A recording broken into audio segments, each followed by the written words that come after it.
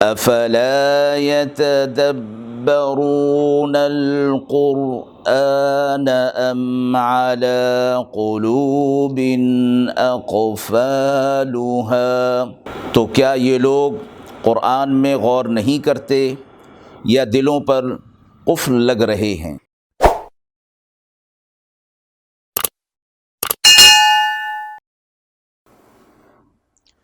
बिस्मिल्लाहिर्रहमानिर्रहीम। अस्सलामु अलैकुम वरहमतुल्लाह। नाज़रीन किराम, आज के इस दर्स कुरान के सिलसिले में हम सूरतुल बक़रा की आयत नंबर 267 से इब्तिदा कर रहे हैं। अऊज़ु बिल्लाहि मिनश शैतानिर रजीम। बिस्मिल्लाहिर्रहमानिर रहीम। या अय्युहल्लज़ीना आमनू अनफ़िक़ू मिन तय्यिबाति मा कसबतुम व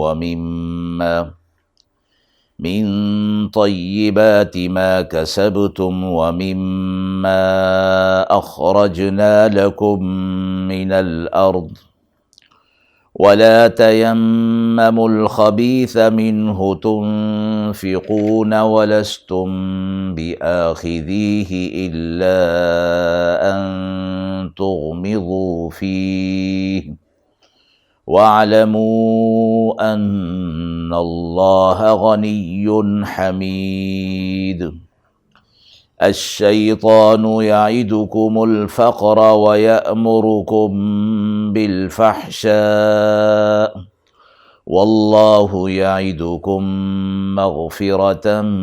मिन्हु व फ़ज़ला वल्लाहु वासिउन अलीम। युअतिल हिकमत मन यशा वमन युअतल हिकमत फ़क़द ऊतिय खैरन कसीरा वमा यज़्ज़क्करु इल्ला उलुल अलबाब। वमा अनफ़क़्तुम मिन नफ़क़तिन औ नज़रतुम मिन नज़रिन फ़इन्नल्लाह यअलमुहु वमा लिज़्ज़ालिमीन मिन अंसार। इन तुब्दुस्सदक़ाति फ़निअम्मा ही व इन तुख़्फ़ूहा व तु'तूहल फ़ुक़राअ फ़हुव ख़ैरुल लकुम व युकफ़्फ़िरु अन्कुम मिन सय्यिआतिकुम वल्लाहु बिमा तअमलून ख़बीर। लैस अलैका हुदाहुम वलाकिन्नल्लाह यहदी मन यशा वमा तुन्फ़िक़ू मिन खैरिन फ़लिअन्फ़ुसिकुम वमा तुन्फ़िक़ून इल्ला इब्तिग़ाअ वजहिल्लाह वमा तुन्फ़िक़ू मिन खैरिन युवफ़्फ़ इलैकुम व अंतुम ला तुज़लमून। लिल्फ़ुक़राइल्लज़ीना उहसिरू फ़ी सबीलिल्लाहि ला यस्ततीऊन ज़रबन फ़िल अर्ज़ यहसबुहुमुल जाहिलु अग़नियाअ मिनत तअफ़्फ़ुफ़ तारिफ़ुहुम बिसीमाहुम ला यसअलून अन्नास इल्हाफ़ा वमा तुन्फ़िक़ू मिन खैरिन फ़इन्नल्लाह बिही अलीम। अल्लज़ीना युन्फ़िक़ून अम्वालहुम बिल्लैलि वन्नहारि सिर्रन व अलानियतन फ़लहुम अज्रुहुम इन्द रब्बिहिम वला खौफ़ुन अलैहिम वला हुम यहज़नून। ऐ ईमान वालो, खर्च करो साफ़ और पाकीज़ा चीज़ें अपनी कमाई में से और इस चीज़ में से جو کہ ہم نے تمہارے لیے زمین سے پیدا کی، اور بری چیز کا ارادہ مت کرو اس میں سے کہ اس کو خرچ کرو، حالانکہ اس کو کبھی تم نہ لوگے مگر یہ کہ چشم پوشی کر جاؤ، اور جان رکھو اللہ غنی ہے، خوبیوں والا ہے۔ شیطان وعدہ کرتا ہے تم سے تنگ دستی کا اور حکم کرتا ہے بے حیائی کا، اور اللہ وعدہ کرتا ہے تم سے اپنی بخشش کا اور فضل کا، اور اللہ بہت وسعت والا، سب کچھ جاننے والا ہے۔ وہ جس کو چاہتا ہے حکمت عطا فرماتا ہے، اور جس کو حکمت مل گئی اس کو بڑی خوبی مل گئی، اور نصیحت وہی قبول کرتے ہیں جو عقل والے ہیں۔ اور جو کچھ تم خرچ کرو گے خیرات یا قبول کرو گے کوئی منت، تو بے شک اللہ کو سب معلوم ہے، اور ظالموں کا کوئی مددگار نہیں۔ اگر تم ظاہر کر کے دو خیرات تو اچھی بات ہے، اور اگر اس کو چھپاؤ اور فقیروں کو پہنچاؤ تو وہ بہتر ہے تمہارے حق میں، اور اللہ تم سے تمہارے گناہ دور کر دے گا، اللہ تمہارے کاموں سے خوب واقف ہے۔ آپ کا ذمہ ان کو ہدایت پر لانا نہیں، اللہ جسے چاہتا ہے ہدایت عطا فرماتا ہے۔ اور جو کچھ تم خرچ کرو گے اپنے مال میں سے سو اپنے لیے ہی خرچ کرو گے، اللہ کی رضا جوئی میں، اور جو خرچ کرو گے خیرات سو پوری ملے گی تم کو، اور تمہارا حق نہ رہے گا۔ خیرات ان فقیروں کے لیے ہے جو رکے ہوئے ہیں اللہ کی راہ میں، چل پھر نہیں سکتے ملک میں، سمجھتے ہیں ان کو ناواقف مالدار، ان کے سوال نہ کرنے سے تم ان کو ان کے چہروں سے پہچانو گے، وہ سوال نہیں کرتے لوگوں سے لپٹ کر، اور جو کچھ خرچ کرو گے کام کی چیز وہ بے شک اللہ کے علم میں ہے۔ جو لوگ خرچ کرتے ہیں اپنے مال اللہ کی راہ میں رات کو اور دن کو، چھپا کر بھی اور ظاہر میں بھی، تو ان کے لیے ثواب ہے ان کے رب کے پاس، اور نہ ان کے لیے خوف ہوگا اور نہ وہ غمگین ہوں گے۔ اس سے قبل کی آیات میں اللہ رب العزت نے اللہ کے راستے میں مال خرچ کرنے کی فضیلت بیان فرمائی تھی۔ مزید ان آیات کے اندر بھی اہل ایمان کو خطاب فرماتے ہوئے یہ فرمایا گیا کہ وہ اللہ کی راہ میں پاکیزہ چیزیں اور حلال چیزیں خرچ کریں۔ طیب فرمایا گیا، انفقوا من طیبات، طیب کے معنی عمدہ کے کیے گئے ہیں، کیونکہ بعض چیزیں خراب بھی ہوتی ہیں، اور بعض لوگ خراب چیزیں، ناکارہ چیزیں اللہ کی راہ میں دیتے ہیں۔ اس پر یہ آیت نازل فرمائی گئی، اور اس میں یہ فرمایا گیا کہ حلال اور طیب چیز ہی اللہ کی راہ میں دی جائے، اللہ احکم الحاکمین ہے۔ اور جس کے پاس اچھی چیز ہو، طیب چیز ہو، وہ اس کو اللہ کی راہ میں خرچ نہ کرے، بلکہ اس کی جگہ پر بری اور نکمی چیز خرچ کر دے، تو اس چیز سے منع فرمایا جا رہا ہے۔ دوسری چیز فرمائی، مما اخرجنا لکم من الارض، زمین سے جو کچھ نکلتا ہے، اس سے مراد عشر ہے۔ مسلمان چونکہ عبادت کے اہل اور پابند ہیں، اور ان سے زمین کی پیداوار کا جو حصہ لیا جاتا ہے اس کو عشر کہا جاتا ہے، اور غیر مسلم چونکہ عبادت کے اہل نہیں، ان کی زمینوں پر جو کچھ عائد کیا جاتا ہے، اگر مسلمانوں کی حکومت ہے تو اس کو خراج کہا جاتا ہے۔ عملی طور پر زکوٰۃ اور عشر میں یہ بھی فرق ہے کہ سونا چاندی اور تجارت کے مال پر زکوٰۃ سال گزرنے کے بعد عائد ہوتی ہے، اور عشر زمین سے پیداوار حاصل ہوتے ہی واجب ہو جاتا ہے۔ اگلی آیت میں فرمایا، الشیطان یعیدکم الفقر، یعنی شیطان تمہیں فقر و فاقے سے ڈراتا ہے، وَيَأْمُرُكُمْ بِالْفَحْشَاءِ، اور تمہیں بے حیائی اور برائی کے کاموں میں خرچ کرنے کی ترغیب دیتا ہے۔ فرمایا گیا کہ جب کسی کے دل میں یہ خیال آئے کہ اگر میں صدقہ اور خیرات کروں گا، اللہ کی راہ میں مال خرچ کروں گا تو مفلس ہو جاؤں گا اور میرے پاس کچھ نہیں رہے گا، اللہ تعالیٰ کی تاکید سن کر بھی اس کے دل میں ہمت نہ ہو اور یہی اس کا دل کہتا رہے کہ تم مفلس ہو جاؤ گے اور اپنا مال خرچ کرنے کو دل نہ چاہے، وعدہ الہی سے روگردانی ہو اور شیطان کی طرف طبیعت کا میلان ہو جائے، تو یقین کر لینا چاہیے کہ یہ وسوسہ اور یہ بات شیطان کی طرف سے ہے۔ اور اگر یہ خیال آئے کہ صدقہ و خیرات سے گناہ بخشے جائیں گے، اللہ کا حکم ہے، رضائے الہی نصیب ہوگی، مال جو بچا ہوا ہے اس میں بھی ترقی ہوگی اور برکت ہوگی، تو جان لینا چاہیے کہ یہ خیال اللہ کی طرف سے ہے۔ اللہ کا شکر ادا کرے کہ اس نے دل میں یہ بات ڈالی۔ اللہ کے خزانے میں کوئی کمی نہیں، اللہ ظاہر اور باطن نیت سب کو جاننے والا ہے۔ تو یہاں یہ فرمایا کہ شیطان تمہیں فقر اور فاقے سے ڈراتا ہے، جبکہ اللہ مغفرت کی طرف اور فضل کی طرف بلاتا ہے۔ مغفرت کا وعدہ فرمایا گیا اللہ کی طرف سے، اس کا تعلق آخرت کے ساتھ ہے، اور وعدہ فضل کہ اس کا تعلق دنیا کے ساتھ ہے۔ تو آخرت میں اللہ کی طرف سے مغفرت مل جائے اور دنیا میں اللہ کی طرف سے فضل مل جائے، جس کا نتیجہ یہ ہو کہ مال میں ترقی ہو اور مال میں برکت آ جائے، اور صدقہ و خیرات سے مال پاک اور صاف ہو جائے اور دل بھی پاک اور صاف ہو جائے، جیسے کہ ایک اور آیت میں آتا ہے، خذ من اموالہم صدقۃ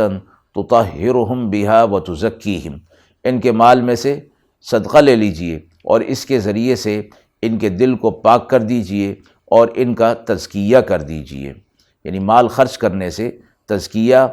قلب کا تزکیہ ہوتا ہے اور آخرت کا دھیان نصیب ہوتا ہے۔ دل سے دنیا کی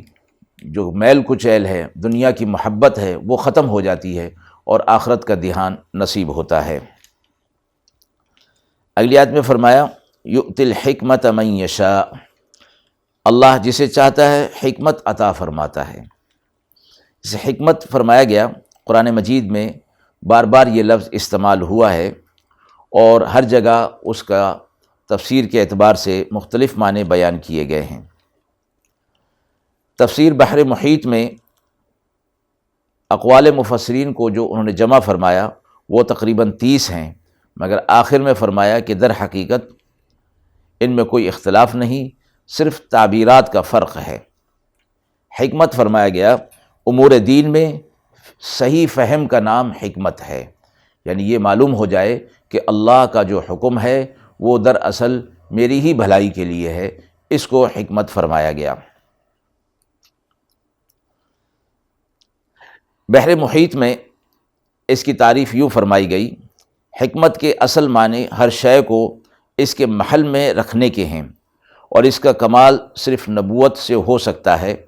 اس لیے یہاں حکمت کی تفسیر نبوت سے کی گئی ہے۔ امام راغب اصفہانی رحمہ اللہ نے مفردات القرآن میں فرمایا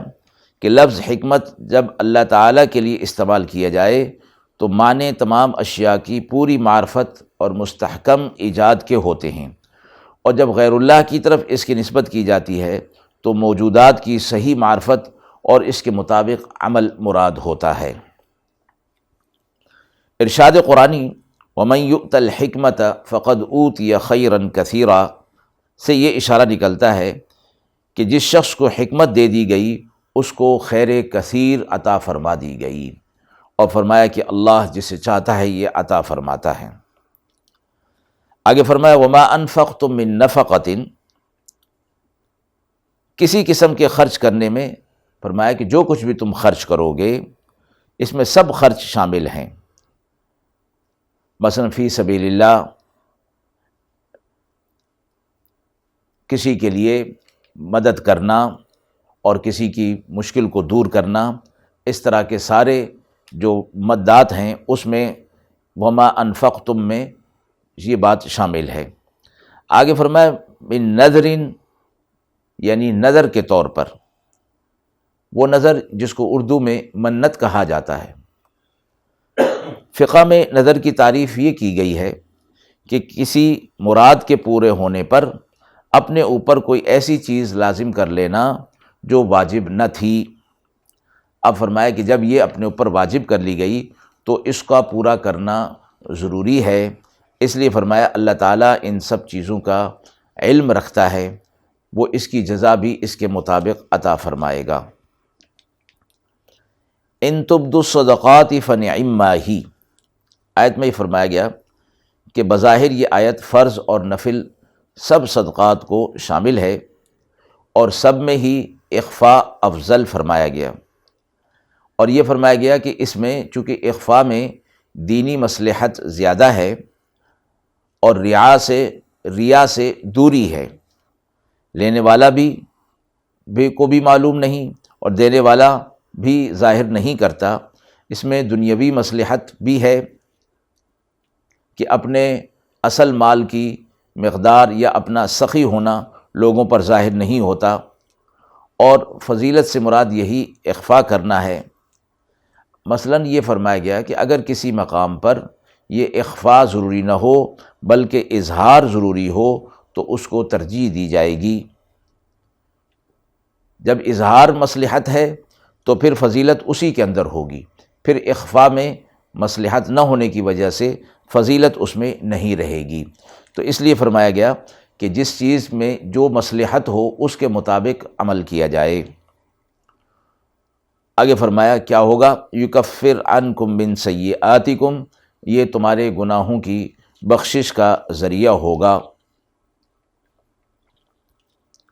لیس علیک ہداہم، اس آیت میں یہ فرمایا گیا کہ نیت بھی تمہاری اصل میں یہی ہے کہ اپنا ہی نفع حاصل ہو، اور واقع میں بھی حاصل خاص تم ہی کو ہوگا۔ یہاں مراد کیا ہے کہ جب تم خرچ کرتے ہو تو اس خرچ سے مراد تمہیں نفع اور اجر ملنے کی امید ہوتی ہے۔ تو صدقہ سے مراد صدقہ نفلی ہے، جو کہ کسی کافر کو بھی دینا جائز ہے، لیکن زکوٰۃ کافر کو نہیں دی جا سکتی، وہ خاص مسلمان کے لیے ہے۔ للفقراء الذین احصروا فی سبیل اللہ، یہاں فرمایا گیا کہ صدقہ اور خیرات ان کے لیے ہے جو فقراء ہیں، اور ایسے فقراء الذین احصروا فی سبیل اللہ، جو اللہ کی راہ میں مشغول ہیں اور دوسرا کوئی کام نہیں کر سکتے۔ اور یہاں جو فرمایا گیا کہ اللہ کی راہ میں، یعنی علم دین میں یا جہاد میں یا کوئی اور دینی مشغولیت میں مصروف ہیں، اور خصوصی طور پر علم دین کے لیے فرمایا گیا کہ علم دین میں جس طرح کی انہماک اور مشغولیت کی ضرورت ہوتی ہے، اس کے ساتھ اگر کسی کو فکر معاش کی بھی مصروفیت ہو جائے یا اس مصروفیت کو بھی جمع کر لیا جائے تو علم دین کی طرف توجہ نہیں رہے گی، اور ظاہر ہے کہ اس میں نقصان ہی نقصان ہے۔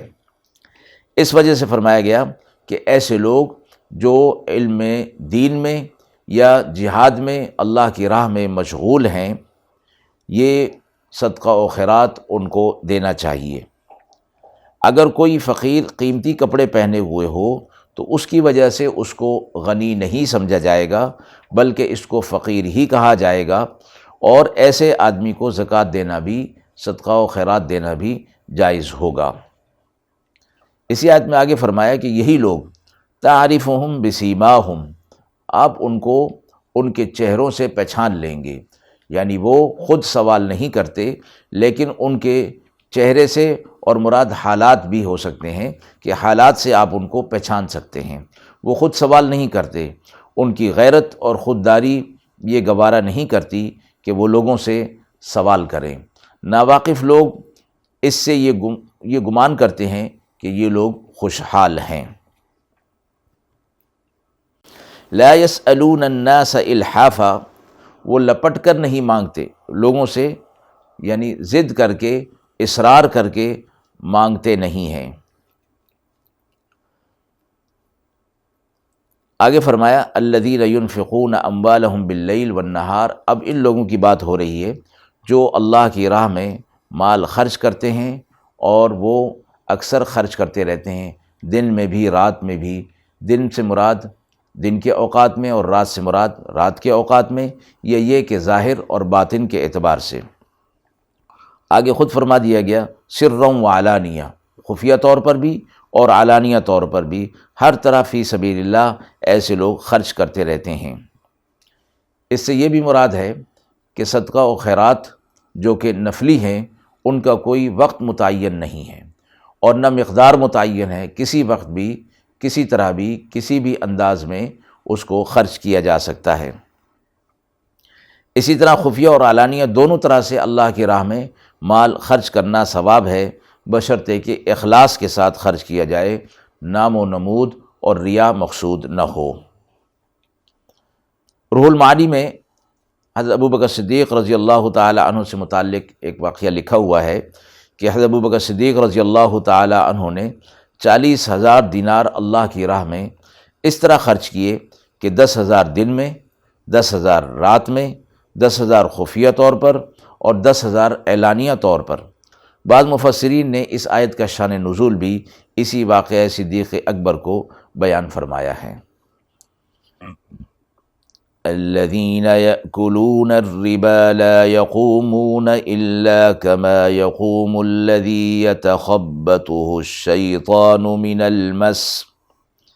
ذلك بأنهم قالوا إنما البيع مثل الربا وأحل الله البيع وحرم الربا فمن جاءه موعظة من ربه فانتهى فله ما سلف وأمره إلى الله ومن عاد فأولئك أصحاب النار هم فيها خالدون يمحق الله الربا ويربي الصدقات واللہ لا يحب كل كفار اثیم ان الذين آمنوا وعملوا الصالحات وأقاموا الصلاة وآتوا الزكاة لهم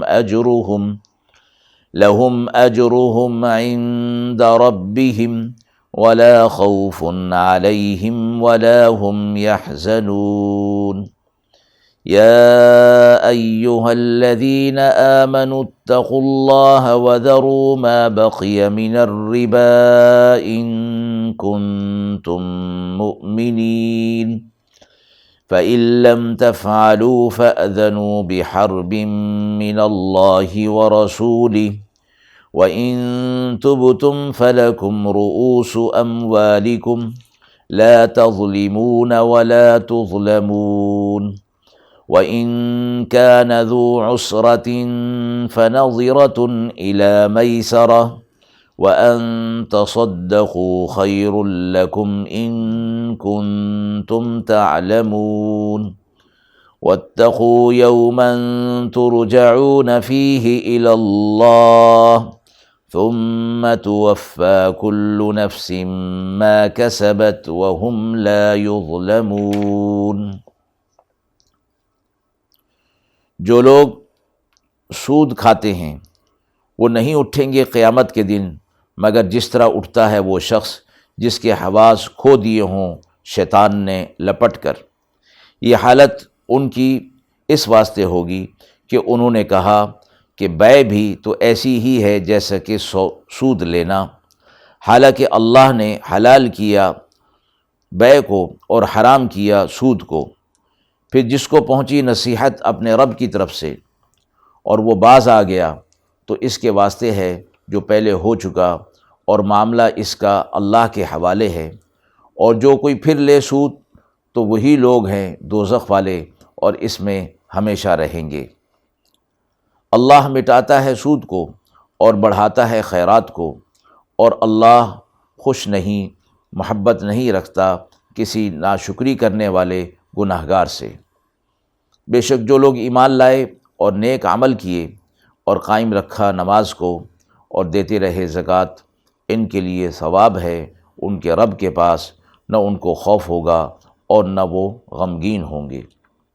اے ایمان والو، تقوی اختیار کرو اور چھوڑ دو جو کچھ باقی رہ گیا سود، اگر تم یقین رکھتے ہو اللہ پر۔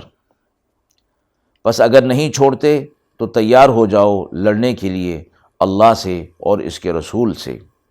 اور اگر توبہ کرتے ہو تو تمہارے واسطے اصل مال تمہارا ہے، نہ تم کسی پر ظلم کرو اور نہ تم پر کوئی ظلم کرے، اور اگر کوئی ہے تنگ دست تو مہلت دینی چاہیے کشائش ہونے تک، اور بخش دو تو بہت بہتر ہے تمہارے لیے اگر تم اس کا علم رکھتے ہو، اور تقوی اختیار کرو اور اس دن سے ڈرتے رہو جس دن لوٹائے جاؤ گے اللہ کی طرف، پھر پورا دیا جائے گا ہر شخص کو جو کچھ اس نے کمایا، اور ان پر ظلم ذرا بھی نہیں کیا جائے گا۔ ان آیات میں ربا یعنی سود کی حرمت کے احکام بیان ہوئے ہیں۔ ربا کے لغوی معنی ہر زیادتی اور اضافہ کے ہیں، خصوصاً سرمایہ میں اضافہ ہونا۔ اصطلاح میں اصل قرض پر زیادتی کو خواہ یہ بڑی ہو یا چھوٹی ہو سود کہا جاتا ہے۔ قرآن مجید میں اس کی حرمت بیان فرمائی گئی اور ان آیات میں اس کا حکم بیان ہو رہا ہے۔ یہ 6 آیتیں ہیں جن میں سود کی حرمت اور احکام بیان کیے گئے ہیں۔ اس میں سود خوروں کے انجام میں بد کا ذکر ہے، ان کی رسوائی اور گمراہی کا ذکر ہے۔ ارشاد ہے کہ جو لوگ سود کھاتے ہیں وہ قیامت میں اس طرح کھڑے ہوں گے کہ شیطان نے ان کو خپتی بنا دیا ہو۔ حدیث میں ہے کھڑے ہونے سے مراد محشر میں قبر سے اٹھنا ہے کہ سود خور جب قبر سے اٹھے گا تو اس پاگل اور مجنوں کی طرح اٹھے گا جس کو کسی شیطان نے خپتی اور پاگل بنا دیا ہو۔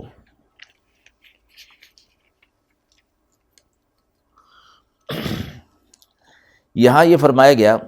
کہ اللہ رب العزت کی طرف سے جب کسی کو کوئی سزا دی جاتی ہے تو اس جرم کی مناسبت سے ہوتی ہے۔ یہاں پر بھی سود خور کو جو خپتی بنا کر اور پاگل بنا کر محشر میں اٹھانا شاید اسی کا اظہار ہے کہ سود خور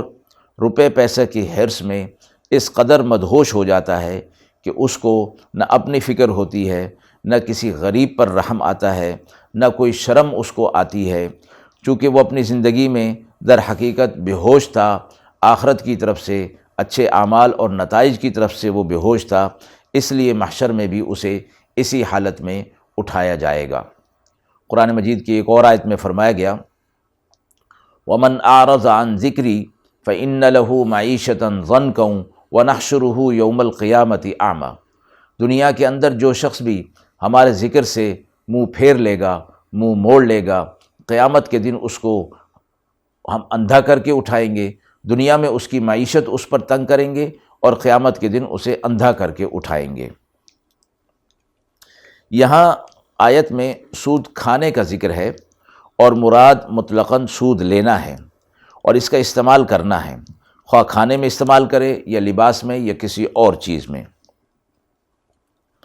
لیکن اس کو کھانے کے لفظ سے یہاں جو تعبیر فرمائی گئی وہ اس لیے کہ جو چیز کھا لی جاتی ہے اس کی واپسی کا کوئی امکان نہیں رہتا، بخلاف دوسری ضرورتوں کے کہ استعمال کرنے کے بعد اس چیز کو واپس دیا جا سکتا ہے، اس لیے مکمل قبضہ اور تصرف کو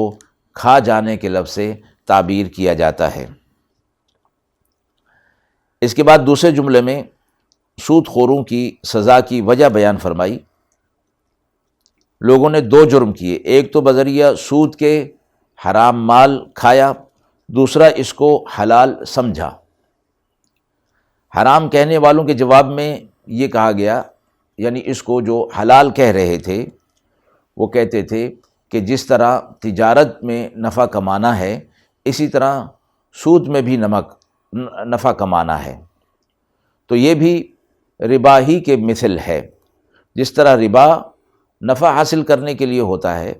اسی طرح بیع و شراء کے ذریعے بھی نفع مقصود ہوتا ہے، تو اس کو بھی پھر حرام کرنا چاہیے۔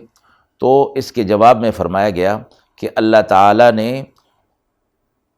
بیع کو حلال کیا ہے اور ربا کو حرام قرار دیا ہے۔ دونوں میں زمین و آسمان کا فرق ہے۔ ایک کو حلال قرار دیا، دوسرے کو اللہ کی طرف سے جب حرام قرار دیا گیا تو یہ دونوں برابر نہیں ہو سکتے۔ اس کے بعد تیسرے جملے میں، آیت ہی کے تیسرے جملے میں یہ فرمایا، سود حرام ہونے سے پہلے جس شخص نے کوئی رقم جمع کر لی تھی، لیکن جب سود کو حرام قرار دیا گیا تو آئندہ کے لیے اس نے توبہ کر لی اور باز آ گیا، تو اس سے پہلے جمع شدہ رقم ظاہر شرع کے حکم میں اسی کی ہو گئی، اللہ کا ہو گیا۔ اگر وہ دل سے باز آ گیا تو اللہ اس کو معاف فرما دے گا، یا منافقانہ توبہ کر لی تو اس کا معاملہ بھی اللہ ہی کے سپرد رہے گا۔ دوسری آیت میں یہ فرمایا کہ اللہ تعالیٰ سود کو مٹاتے ہیں اور صدقات کو بڑھاتے ہیں، یعنی سود کی حرمت بیان کر کے فرمایا کہ اس کو چھوڑ دیا جائے، اس کے بدلے میں صدقات کا استعمال کیا جائے، صدقات کو اختیار کیا جائے، تو اللہ رب العزت ان کے مال کے اندر اضافہ فرما دے گا۔ دونوں کاموں کرنے والوں کی غرض اور نیت بھی متضاد ہوتی ہے۔ صدقہ کرنے والے کا مقصد اللہ کی رضا حاصل کرنا اور لوگوں کے لیے نفع کا باعث بننا، جبکہ سود لینے والے اور دینے والے کا مقصد یہ ہوتا ہے کہ وہ اپنا مال جو ہے وہ بڑھائے اور دوسروں کی پرواہ ان کو نہیں ہوتی۔ اس لیے اللہ تبارک و تعالیٰ سود سے حاصل شدہ مال کو ضائع فرما دیتے ہیں، یا اس میں سے برکت جو ہے وہ ختم ہو جاتی ہے، جبکہ صدقات کے حوالے سے اس میں برکات رہتی ہیں۔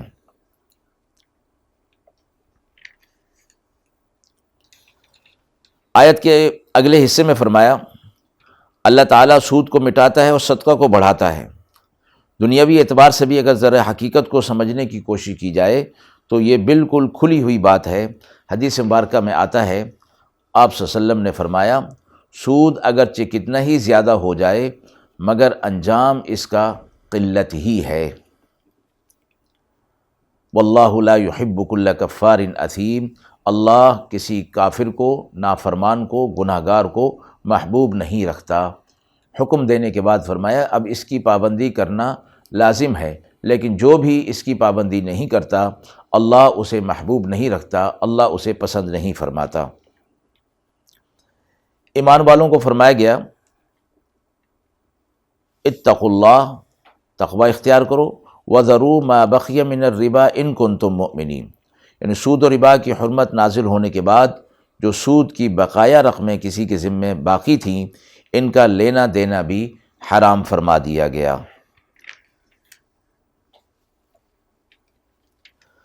پانچویں آیت میں اس حکم کی مخالفت کرنے والے یعنی سود کو نہ چھوڑنے والے، اس پر سخت وعید سنائی گئی اور فرمایا کہ اگر تم نے سود کو نہ چھوڑا تو اللہ تعالیٰ اور اس کے رسول صلی اللہ علیہ وسلم کی طرف سے اعلان جنگ ہے، تیار ہو جاؤ کہ اللہ کے ساتھ تم نے جنگ کرنی، اللہ کے رسول کے ساتھ جنگ کرنی ہے۔ یہ وعید شدید ہے، اور ایسی وعید ہے کہ کفر کے علاوہ کسی اور بڑے گناہ پر قرآن مجید میں ایسی وعید نہیں فرمائی گئی۔ وَإِن تُبْتُمْ فَلَكُمْ رُؤُوسُ أَمْوَالِكُمْ، یعنی اگر تم توبہ کر لو اور آئندہ کے لیے سود کی بقایا رقم چھوڑنے کا عزم کر لو تو تمہیں تمہارے اصل راس المال مل جائیں گے، لیکن اصل راس المال سے زیادہ حاصل کر کے تم کسی پر ظلم نہ کرو، اور نہ کوئی اصل راس المال میں کمی کر کے یا دیر کر کے تم پر ظلم کرے، یہ بھی ٹھیک نہیں ہے۔ اگلی آیت میں یہ فرمایا گیا کہ مقروض اگر مفلس ہے تو اس کے ساتھ نرمی کی تعلیم اور تاکید کی گئی۔ احادیث مبارکہ میں آتا ہے کہ ایک شخص